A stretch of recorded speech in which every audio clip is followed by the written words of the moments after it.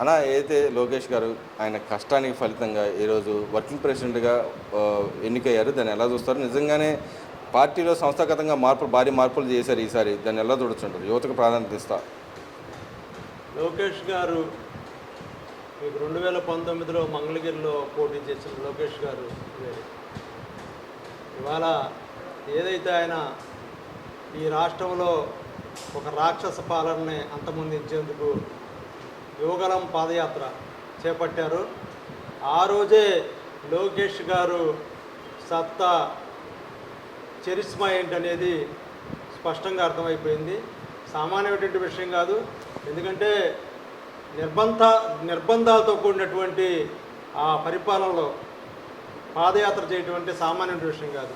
జనం బయటికి రాని పరిస్థితులు, బయటకు వస్తే ఏదో కేసు పెట్టి లోపలికి వేసే పరిస్థితుల్లో మరి లోకేష్ గారు బయటకు వచ్చి నేనున్నానంటూ జనం మధ్యలోకి వచ్చి జనం సమస్యలని, వారి కష్టాలని ప్రత్యక్షంగా చూసి ఈ ఉన్న కష్టాల నుంచి బయటపడేందుకు మరి మార్గాన్ని ఆయన అన్వేషిస్తూ మరి ముందుకు నడిచి విజయవంతంగా యువగలం పాదయాత్రను చేపట్టారంటే ఆ రోజే నిర్ణయం అయిపోయింది, ఈ రాష్ట్రంలో తెలుగుదేశం పార్టీ అత్యధిక ఓట్ల మెజార్టీతో 10 కాన్స్టిట్యున్సీ కూడా గెలిచి తీరుతుందని.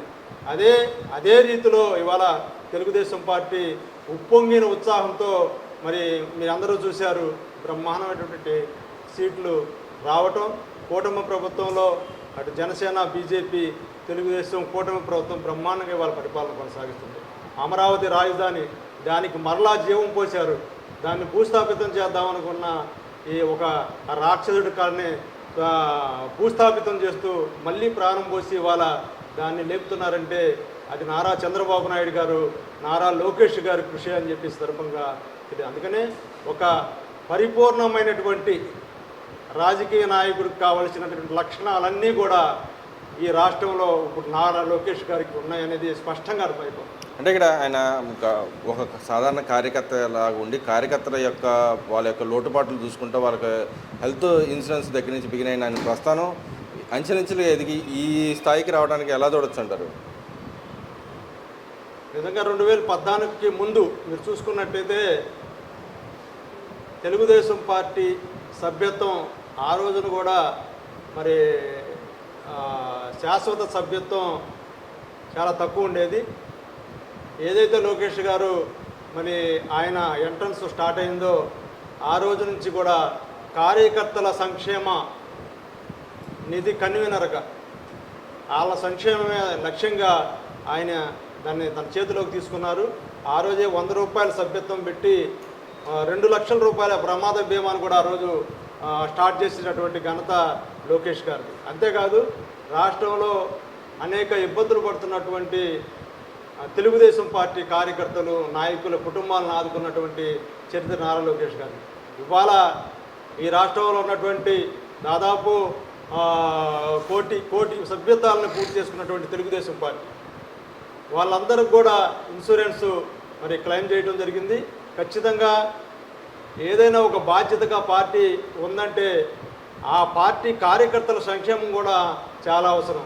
ఈ దేశంలో ఏ రాజకీయ పార్టీ చేయనటువంటి కార్యకర్తల సంక్షేమం ఒక నారా లోకేష్ గారి వల్లే అయింది, తెలుగుదేశం పార్టీ వల్లే అయింది. ఈరోజు చూసాం మనం నిన్న ప్రకటించినటువంటి తెలుగుదేశం పార్టీ కమిటీ, అటు కేంద్ర కమిటీ కానివ్వండి, ఇటు రాష్ట్ర కమిటీలు కానివ్వండి, బ్రహ్మాండమైన రీతిలో ఎవరిని గుర్తించాలి ఎంతో ప్రక్షాళన జరిగింది నిన్న.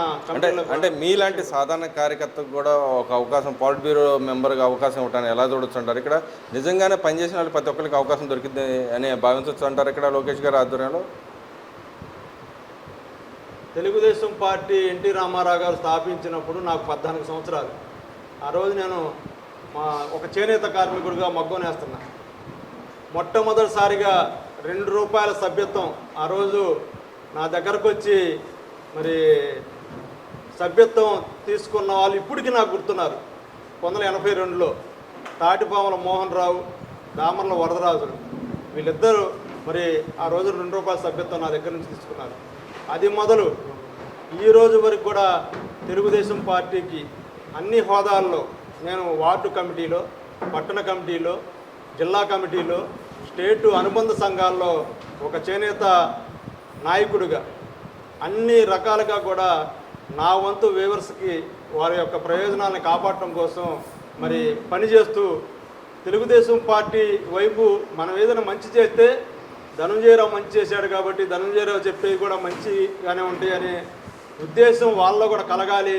వాళ్ళ వెంట అందుకని వాళ్ళ వెంట ఉండి వాళ్ళకి ఏది కావాలో ఆ విషయాలను గమనించి వాళ్ళకి ఒక మంచి చేసేయడానికి మొదటి నుంచి కూడా నేను మరి పనిచేశాను. చేనేత వారందరికీ కూడా కార్మిక పక్షాన్ని నిలబడ్డా.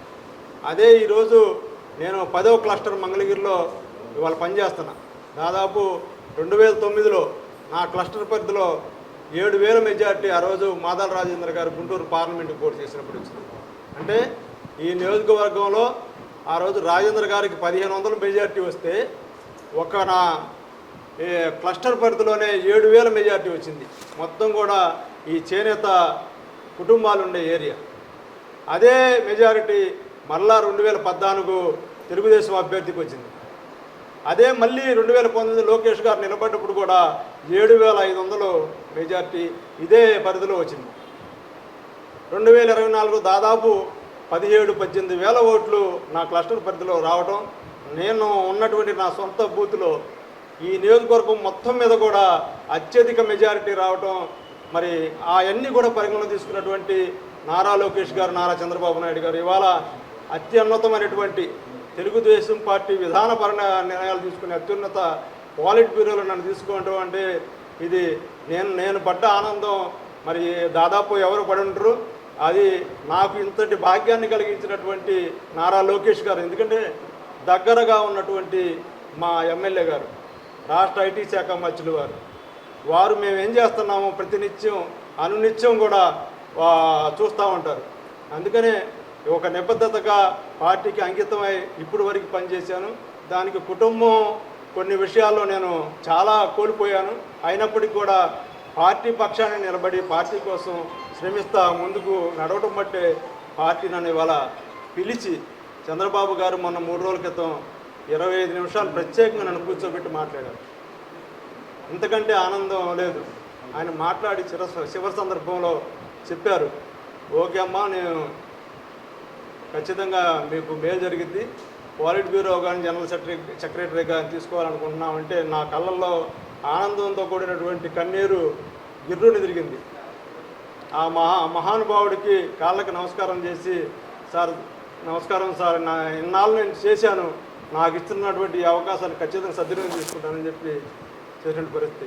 ఇవాళ నాకు ఇవ్వటం కాదు, ఇవాళ తెలుగుదేశం పార్టీ అత్యున్నత పాలిట్ బ్యూరోలో సభ్యుడిగా ఒక చేనేత వాడికి, ఒక పద్మశాలికి ఇచ్చారంటే పార్టీ చరిత్రలో నాకు తెలిసి ఉమ్మడి రాష్ట్రంలో, ఉమ్మడి ఆంధ్రప్రదేశ్లో ఎల్ రమణ గారికి ఒకసారి ఇచ్చారు.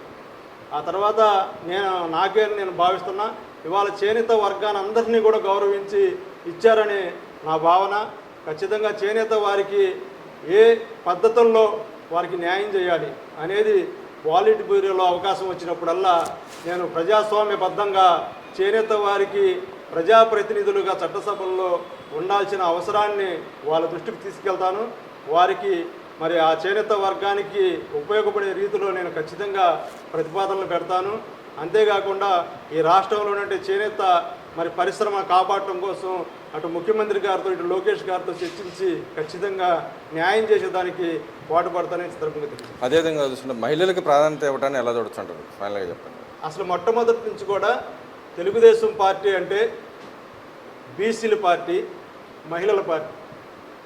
ఇప్పుడే కాదు, ఎన్టీ రామారావు గారు పార్టీ ఎప్పుడైతే పెట్టారో ఆ రోజే వంట గదుల్లో ఉన్నటువంటి మహిళలు బయటకు వచ్చి అసలు రాజకీయం అంటే ఆనాడు తెలియదు.